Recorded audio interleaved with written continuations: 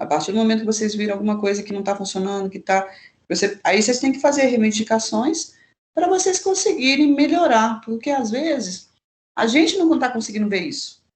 Você está dando aula aqui de uma forma, achando que está funcionando, aí você é uma pessoa, não estou gostando, não está dando, não estou conseguindo. Então, vocês é que tem que dar o feedback para o professor se aquela metodologia está funcionando ou não. Se ele está conseguindo passar o conteúdo para vocês ou não. Então, às vezes, a gente acha que está fazendo a coisa certa.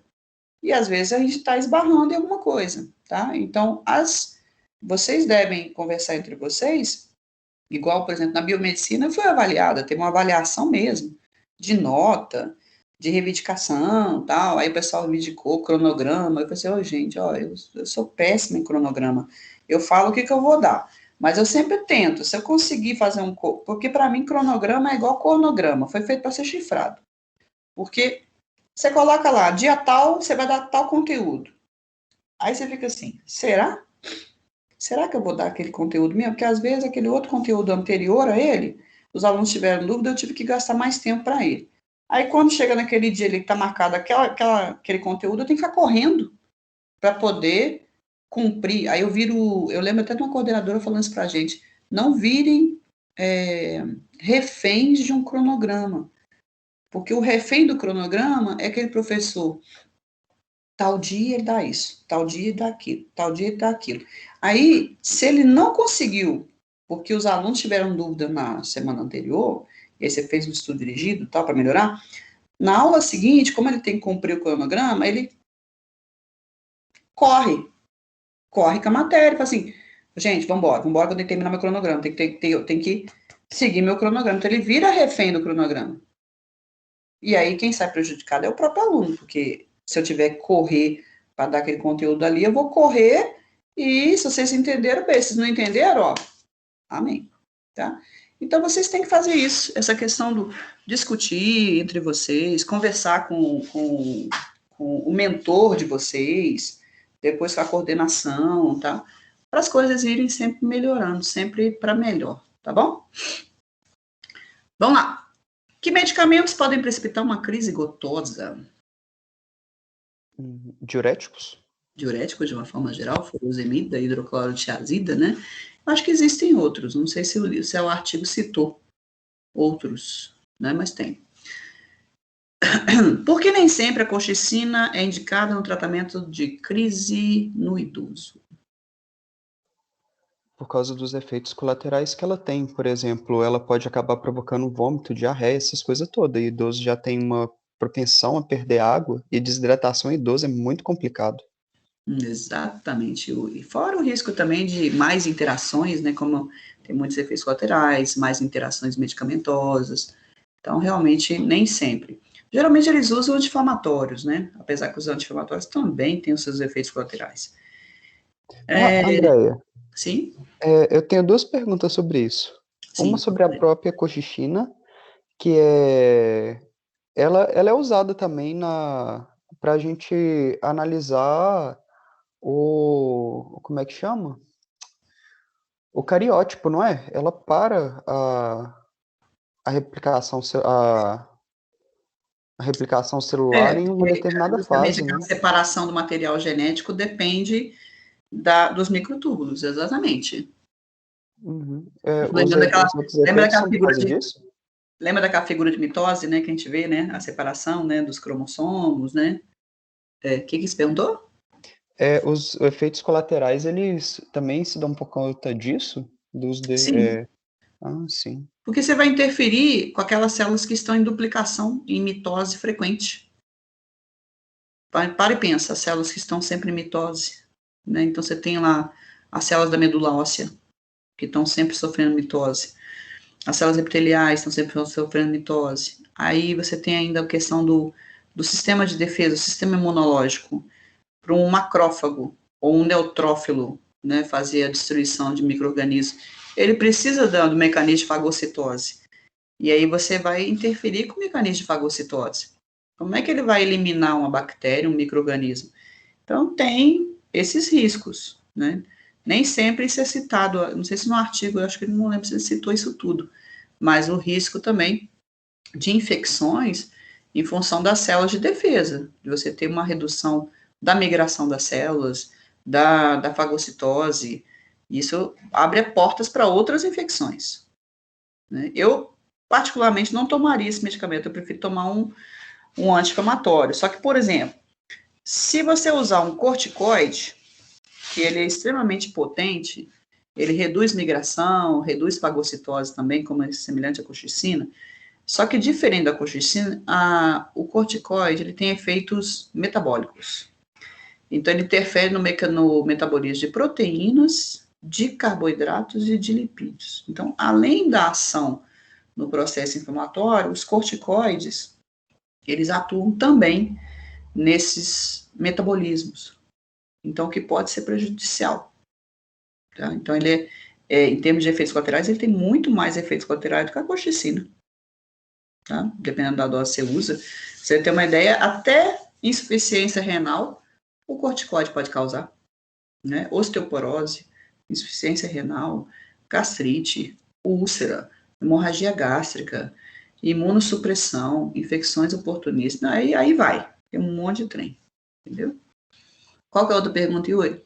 A outra pergunta é nessa via aí desses medicamentos que você comentou agora, é porque, tipo, se a gente tiver uma inibição da ciclooxigenase, a gente vai ter um aumento de uma tendência de ter broncoespasmo, né? Ao invés da gente inibir a P1, a gente inibir o ciclo de Cox, a gente vai deslocar a reação. Isso aí é por isso que quando eu falo com os meninos assim, gente, farmaco é extensão da físio, você está fazendo exatamente o raciocínio. Quando eu viro e falo assim, gente, por que vocês acham que os anti-inflamatórios, não esteroides, os AINES, são contraindicados para quem tem asma e bronquite? É o povo. Contraindicado, professora? Mas eu tomo, eu tenho asma e uso. Você usa, mas é contraindicado. Eu também uso, eu tenho asma, mas é contraindicado. Agora, se eu tiver em crise, eu posso usar? Não. Se eu tiver em crise, não. Se você tiver com dispneia e você usar um anti-inflamatório potente, você vai ter piora da sua crise de falta de ar, com certeza. Então, esse raciocínio que você fez, Yuri, é o raciocínio da farmácia. Você inibiu a COX, aí você sobrecarregou a via da lipox, com produção de leucotrienos. E os leucotrienos causam broncoespasmo, broncoconstrição. Então, causa realmente uma piora do quadro respiratório, se a pessoa tiver já asma, bronquite, tiver em crise, causa isso. Eu lembro de uma vez minha irmã, olha a confusão, eu estava fazendo meu doutorado e eu estava aplicando um medicamento nos camundongos, chamado de indometacina, que é a mesma indometacina que o pessoal usou no artigo, que estava falando no artigo, um anti-inflamatório extremamente potente, um AINES extremamente potente.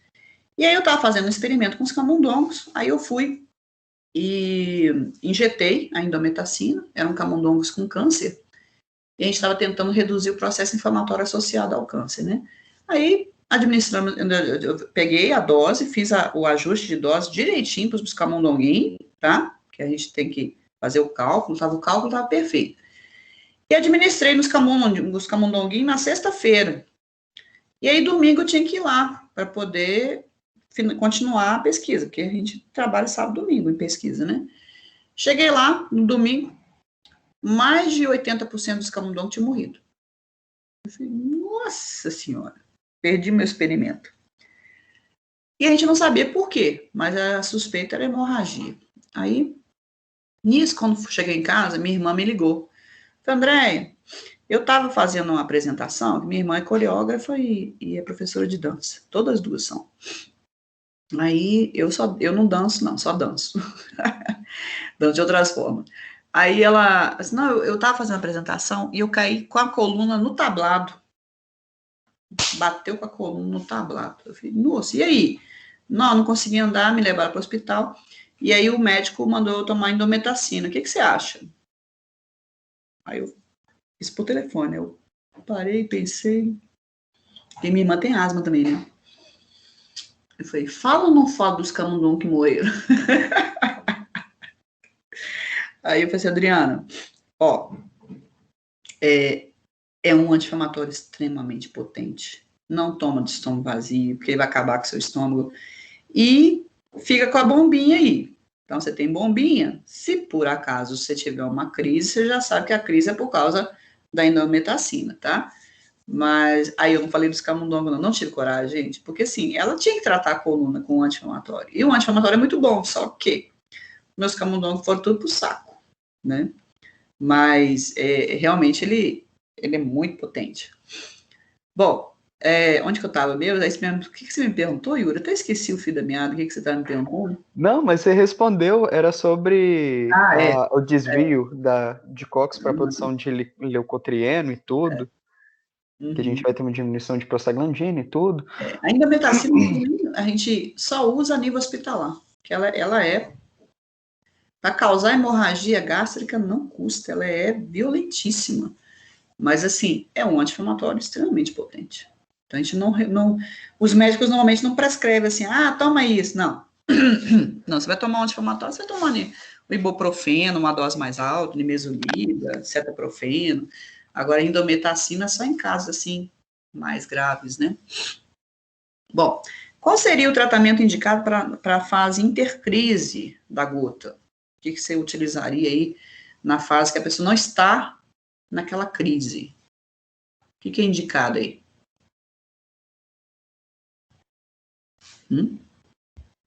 É a questão da alimentação, né? A questão de carne, essas questões. Golo, né? Parar de beber, correr. Não pode ir no churrasco nem para o barzinho.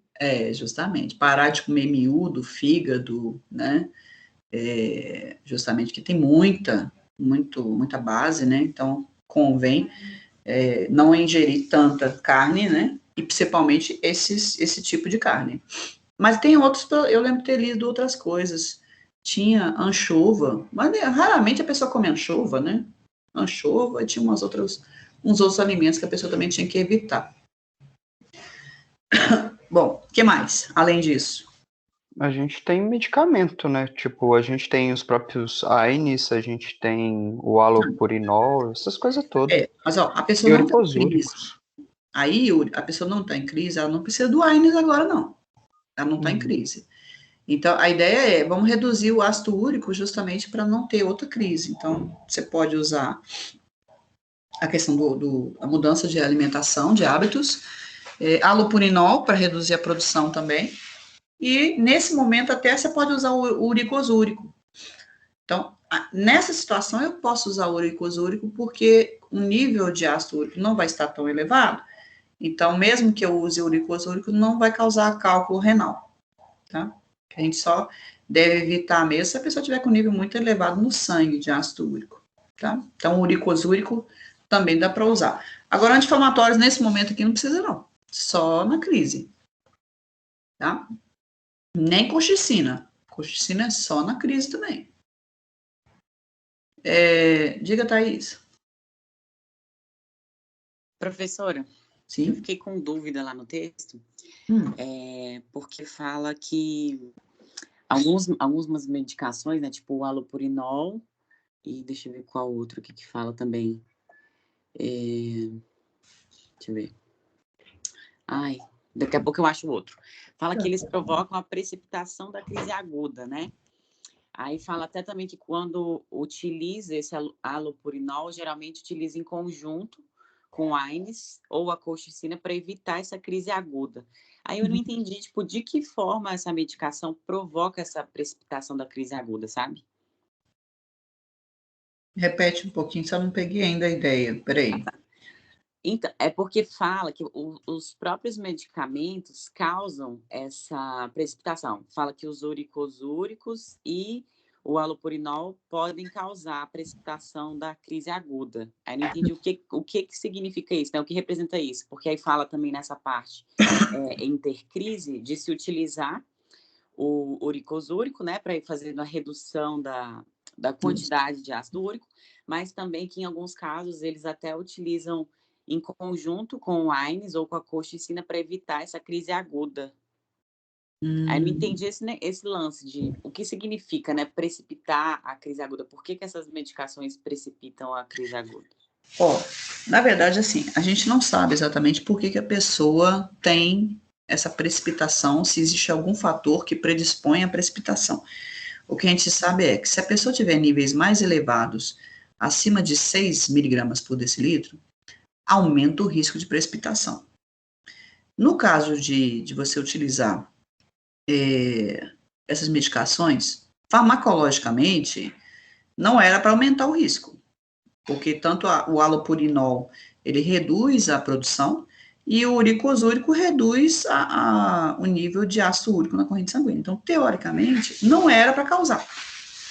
Mas eu já vi situações onde o próprio medicamento pode estar causando essa entrada na crise, tá? Então, essa utilização de AINES associado, farmacologicamente, não seria necessário. Mas existe o farmacologicamente e existe o clínico. Então, clinicamente falando, tem certos tratamentos que são instituídos e que funcionam. Então, a gente vê muito esse artigo clínico. Então, quando você tem lá um médico que está fazendo tratamento, ele publicou sobre o assunto, então ele viu que há um benefício ao se utilizar, mas farmacologicamente não há ainda uma explicação do porquê disso, entendeu, Thaís? Isso é muito comum dentro da farmacologia, a gente vê determinados tratamentos que são feitos, que são úteis, que são eficientes, mas que farmacologicamente você vê assim, não, mas para quê? Por quê? Qual que é o objetivo disso? E aí, às vezes não tem uma explicação farmacológica. É claro que assim, às vezes, com o passar dos anos, surge uma explicação. Às vezes com os artigos aí, o pessoal vai pesquisando, não, isso aqui é por causa disso. Tá, beleza, então já desvendaram o porquê do tratamento. Mas no caso aqui desse período intercrise, você evitar o risco usando anti-inflamatórios, prevenção com anti-inflamatórios, eu não sei até que ponto vale a pena você prevenir, né, usando, porque esses anti-inflamatórios, eles têm um risco até a longo prazo de lesões, então não sei até que ponto realmente existe essa indicação, tá? A gente teria que pegar outros artigos, que esse é só um, né, gente? Então, quando a gente pega um artigo, é uma coisa. Agora, seria interessante pegar outros artigos e ver se os médicos têm esse consenso. Se no período intercrise seria interessante mesmo ou não, por causa do risco de efeitos colaterais desses medicamentos. É igual, eu vou falar com você, vou te dar um exemplo, Thaís, de risco de trombose e o uso de AS, né? Tem muito médico que é contra a que a gente chama de prevenção secundária, prevenção primária. Você faz a prevenção secundária, a prevenção primária você não faz. E tem muito médico que começa a fazer prevenção secundária e depois para. Professor, o que é isso? É assim, ó. Se você nunca teve trombose, mas existe um risco na sua família, sua mãe teve, você tem varize, então você tem um risco de ter trombose. Aí, se o médico optar em te dar uma medicação para evitar a trombose, o AS, por exemplo, ele está fazendo uma prevenção primária. Por quê? Você nunca teve. Então, ele está evitando que você tenha a primeira vez, né? Se a pessoa já teve uma trombose e aí ela passa a usar o AS para evitar uma nova trombose, aí já é prevenção secundária. Então, mesmo assim, tem médicos que não concordam nem em fazer prevenção primária, porque justamente os AINES, eles têm vários efeitos, então o risco da pessoa usar sem necessidade e ainda causar efeitos. E tem alguns médicos que também não acreditam no uso o resto da vida. Por exemplo, você vai usar, depois você teve trombose, usa 1, 2 anos, depois reduz, tá? Porque não há necessidade de você ficar pro resto da vida tomando aquilo. Então, tem muita controvérsia dentro da farmácia, tá isso? Com relação ao que usar e o que não usar.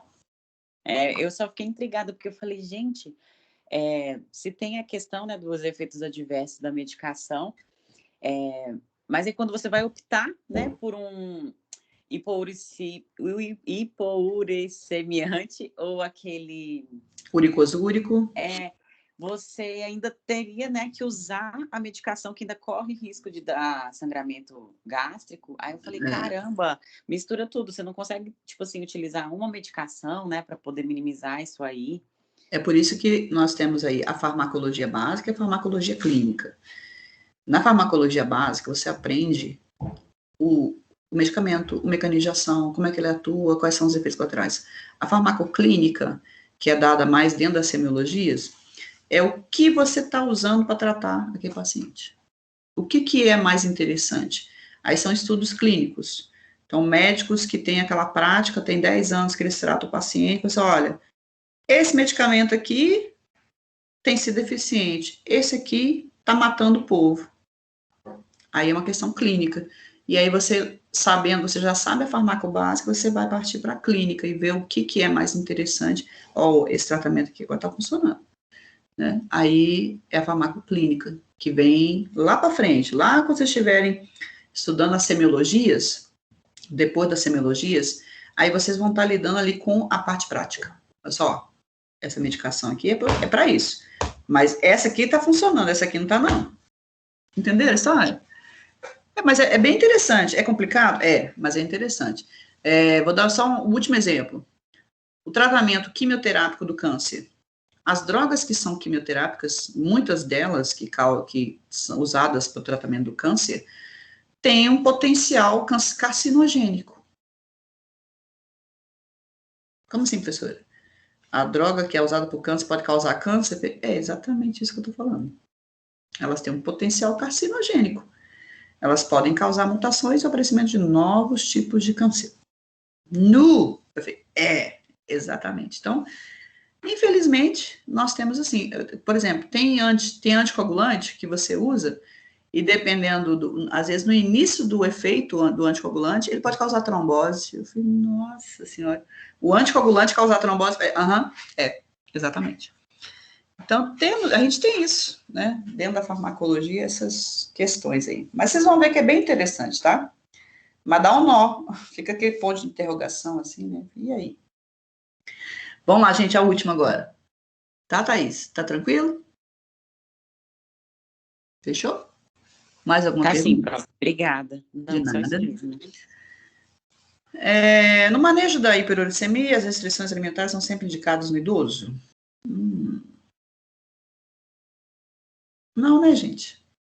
Depende, né, do idoso, né? Porque dependendo o idoso, às vezes, nem come direito, você ainda vai fazer mais restrição, não tá nem ingerindo proteína, daqui a pouco ele tá com um quadro anêmico instalado, tá pior ainda, né? Mas o que vocês me falam? Isso mesmo? Alguém quer acrescentar alguma coisa? Hello? E também fala que a redução da dieta é muito pequena, né, professora? Como é que é?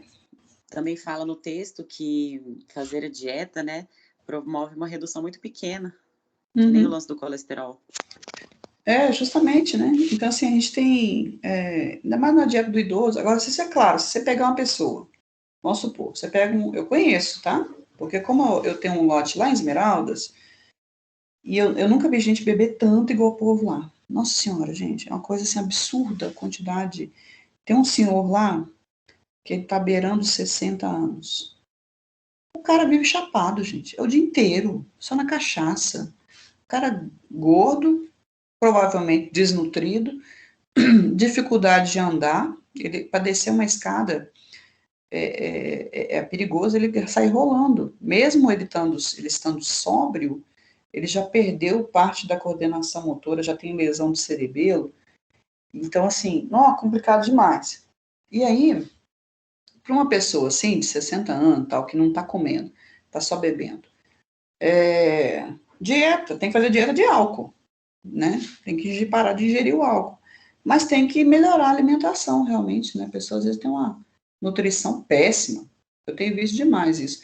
E o que é mais triste, sabe, gente, assim, é uma coisa que eu tenho visto lá de pessoas que estão gastando tudo que elas têm na bebida e em drogas. E os meninos e as crianças que convivem, né, que são filhos dessas pessoas, eles ficam com fome, eles ficam sem ter as coisas em casa. Então, eu tive a oportunidade, porque, assim, às vezes alguns meninos aparecem lá para brincar com os meus meninos, né? E aí, às vezes, eu chego assim, fulano, você almoçou? Aí ele, 4 horas da tarde, 5 horas da tarde. Eu falei, não. Aí eu até chamo, vem comer aqui, vamos para os meninos. Então, assim, a gente vê isso demais, né? O pessoal, isso é muito triste, você vê isso. O pessoal pegar e beber o dinheiro todo e não compra 1 litro de leite pro menino. Mas o dinheiro da cachaça tá lá. Aí você fica sem saber se você ajuda ou se você não ajuda. Porque sim, você pode dar o leite pro menino.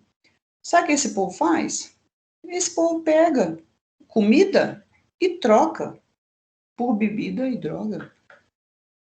É difícil demais, é complicado. Você quer ajudar o menino, mas você não consegue ajudar o menino, porque o pai ou a mãe lá pega comida e troca por bebida e álcool. Bebida e droga.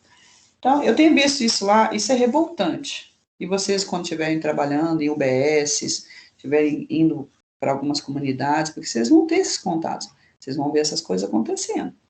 De pessoas crianças desnutridas, que vão chegar para vocês desnutridas, e às vezes a explicação dessa desnutrição tem a ver com o social, com a questão do que está acontecendo naquela família. Né? E às vezes não tem o que fazer.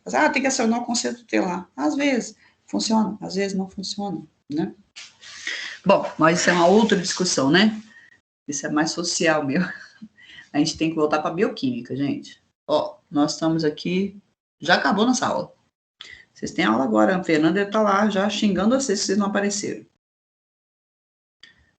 Então, semana que vem começamos com bioquímica, com vitaminas, tá, gente? Vocês desculpem eu ficar falando, porque às vezes eu empolgo e fico revoltada com esses trem. Tá? Imagina, Andréia. Obrigada. Tá. Gente, bom resto de semana para vocês. Semana que vem as matérias já estão no Canvas. Vitaminas hidrossolúveis